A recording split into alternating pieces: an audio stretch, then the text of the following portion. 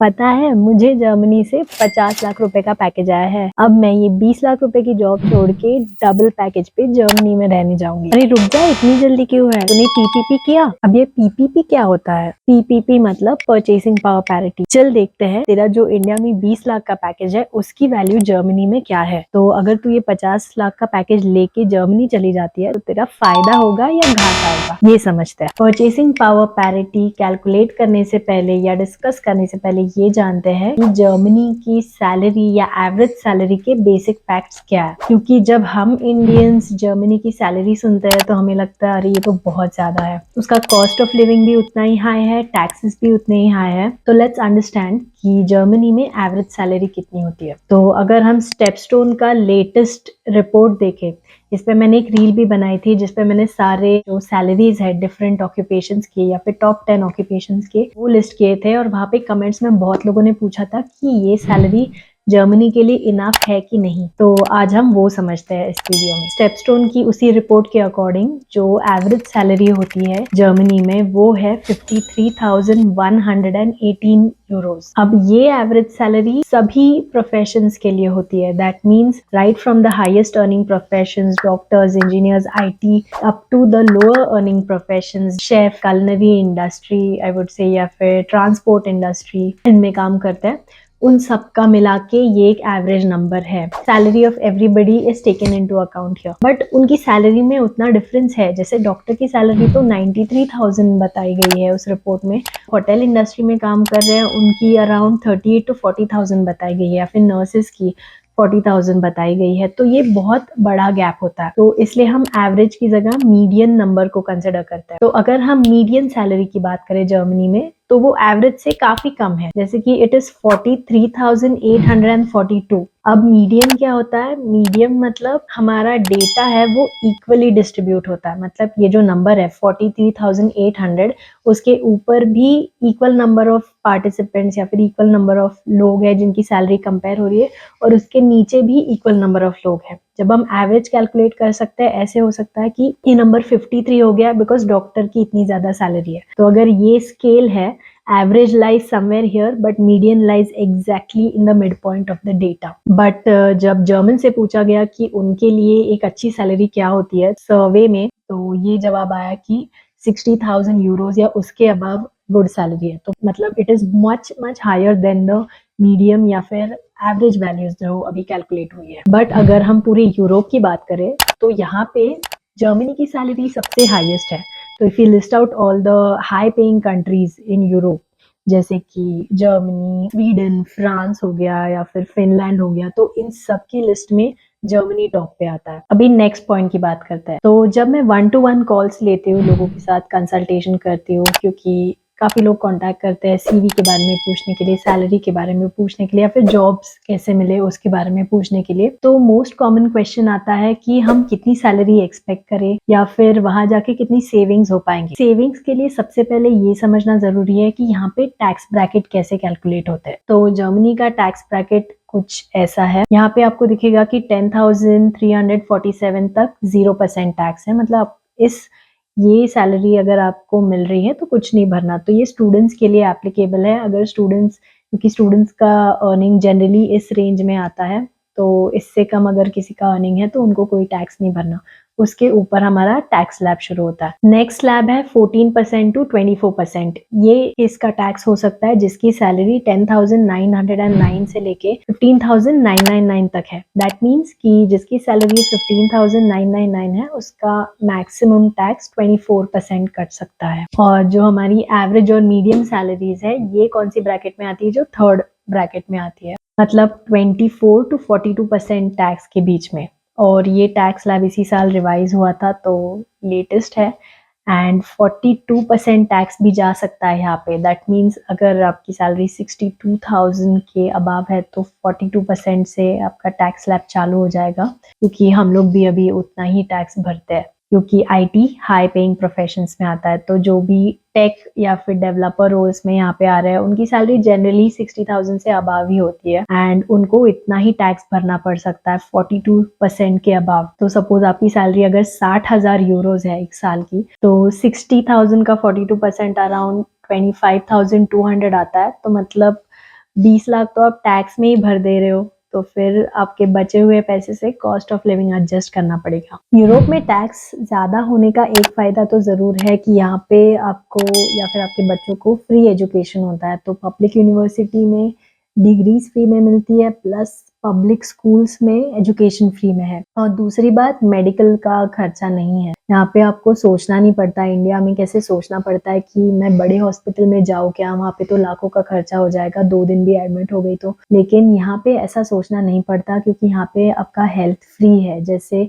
मैं अभी 2 हफ्ते पहले मुझे इमरजेंसी में जाना पड़ा था और मे बी मैं एडमिट भी हो सकती थी, बट वहाँ पे मुझे कोई पैसा नहीं देना पड़ा। हम लोग गए वहाँ पे, 2 डॉक्टर्स ने मुझे चेक किया, मुझे मेडिसिन भी दिए, बट मुझे कुछ भी पैसे नहीं भरने पड़े। तो ये एक मेजर डिफरेंस है कि यहाँ पे अगर टैक्स हाई है तो यहाँ पे आपको वैसा सर्विस या इंफ्रास्ट्रक्चर भी मिलता है।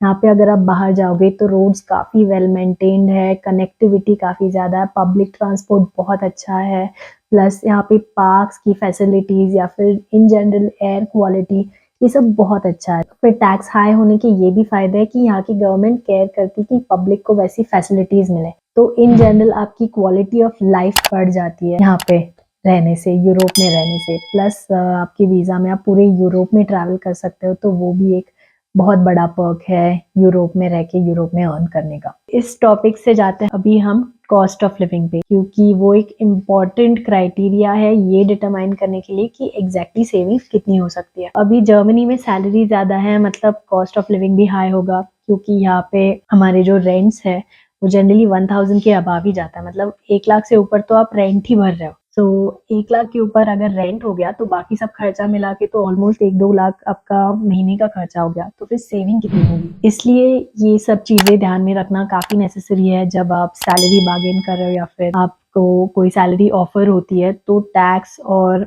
कॉस्ट ऑफ लिविंग कट के जो बचा हुआ पैसा है वो आपका कितना सेव हो सकता है। तो अगर आपकी इंडिया में सैलरी 20 लाख है और आपको 50 लाख का ऑफर मिलता है तो आपने लेना चाहिए कि नहीं, ये हम कैलकुलेट करते हैं टैक्स और सारी डिडक्शंस निकालने के बाद कितना हाथ में पैसा बचेगा उसके बेसिस पे। तो अभी मैंने खोला है परचेसिंग पावर पैरिटी कैलकुलेटर। यहाँ पे सोर्स कंट्री डाल देंगे इंडिया, क्योंकि हम इंडिया में रह रहे हैं, इंडिया की सैलरी कंपेयर कर रहे हैं। 20 लाख डाल रही हूँ मैं, और जो हमारी टारगेट कंट्री है, मतलब कौन सी कंट्री के साथ सैलरी कंपेयर करनी है, तो लेट्स एंटर जर्मनी।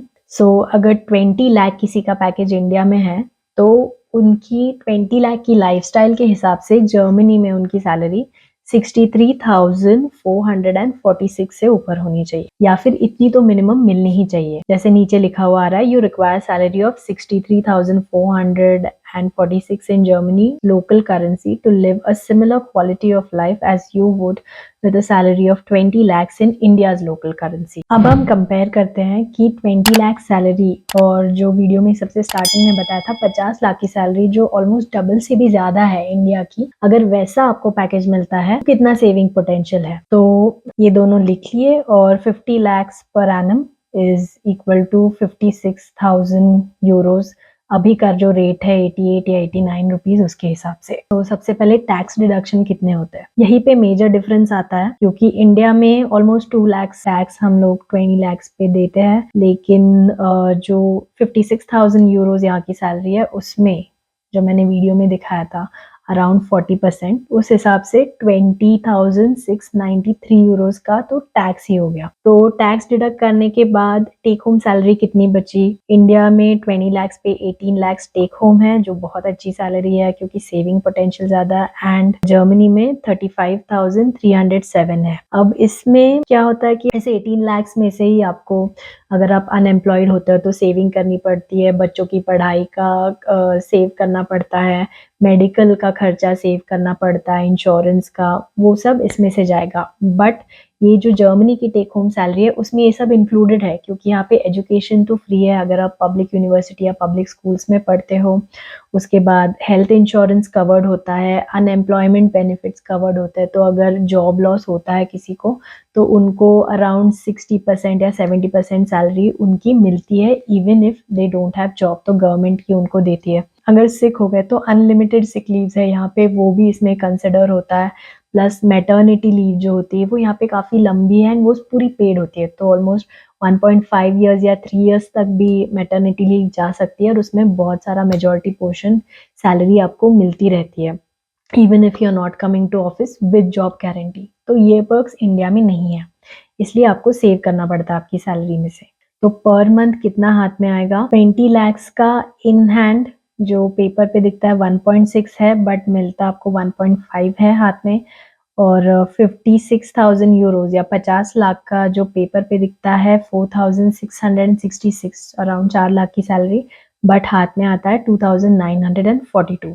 तो कॉस्ट ऑफ लिविंग अगर देखें तो इंडिया में काफ़ी लो है। जैसे सपोज रेंट पे आप रह रहे हो तो फिर 20,000 रेंट कंसिडर करते हैं 1 रूम किचन घर का, किसी भी मेट्रो सिटी में जैसे बैंगलोर या फिर मुंबई, एंड बचे हुए 20,000 आपकी लाइफस्टाइल पे, because you are earning more तो आपकी लाइफस्टाइल भी काफ़ी अच्छी होगी, तो मोर 20,000, उस हिसाब से 40,000 आपका मंथली कॉस्ट ऑफ लिविंग हो गया इंडिया में। बट जर्मनी में 1,900, तो रेंट सबसे मेजर चंक है। तो जर्मनी की अगर बड़ी सिटी में रह रहे हो तो 1,200 तक तो रेंट आराम से जाएगा, प्लस आपका ग्रोसरी का खर्चा, क्योंकि इन्फ्लेशन काफ़ी बढ़ गया है, तो वो सब मिला के 1,900 हम एक एवरेज अमाउंट लेते हैं फॉर अ सिंगल पर्सन। तो टैक्स डिडक्शन और कॉस्ट ऑफ लिविंग का खर्चा निकालने के बाद हाथ में सेविंग्स कितना आता है पर मंथ?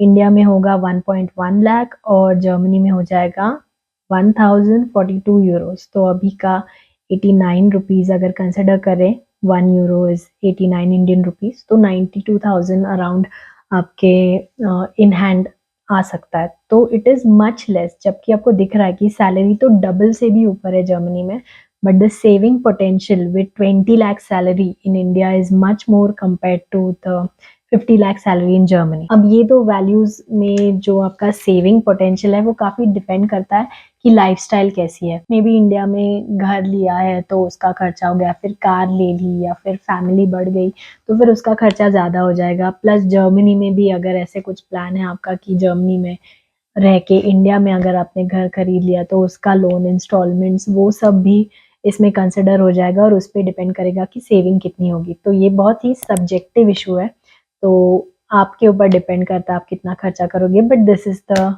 रियलिटी। ये सब पॉइंट्स मुझे कवर करने थे आज के वीडियो में। I hope it was helpful video for you and आपके काफ़ी क्वेश्चंस आंसर हो गए रहेंगे। और अगर आपको और भी कुछ जानना है तो डेफिनेटली कमेंट करो ताकि मैं और इस चीज़ पे वीडियो बना सकूँ। See you in my next video. Until then subscribe to my channel, also follow me on Instagram @wondrouspriyanka।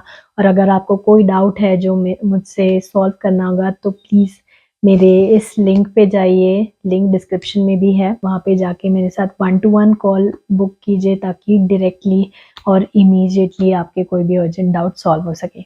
Until my next video, bye bye.